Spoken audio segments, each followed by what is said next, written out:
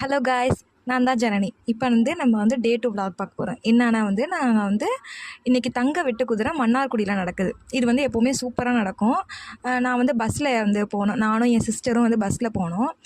அப்புறம் போய் மன்னார்குடியில் இறங்கிட்டு ஃபஸ்ட்டு வெளில போய் சுற்றுறதுக்கு முன்னாடி வயிறு ரொம்ப பசியாக இருந்துச்சு. சரி முதல்ல வயிறை சமாதானப்படுத்துவோன்ட்டு போய் ஒரு சொட்டு சோலாபூரி, இட்லி அதெல்லாம் சாப்பிட்டுட்டு எங்கள் ஆரியாஸில் சாப்பிட்டுட்டு அப்புறம் நானும் என் சிஸ்டரும் நடந்து வந்துகிட்டு இருந்தோம். அப்புறம் அப்படியே ராயல் தோட்டத்துக்கு போகலான்ட்டு அங்கே போனோம். அங்கே நிறைய கடைலாம் போட்டிருந்தாங்க. ராட்னம்லாம் இருந்துச்சு, நிறையா இருந்துச்சு. கொலம்பஸ்ஸு, பிரேக் டான்ஸு, ட்ரெயின், நிறையா ஜெயிண்ட் வீல் நிறையா போட்டிருந்தாங்க. நாங்கள் பிரேக் டான்ஸில் தான் போகலான் இருந்தோம்.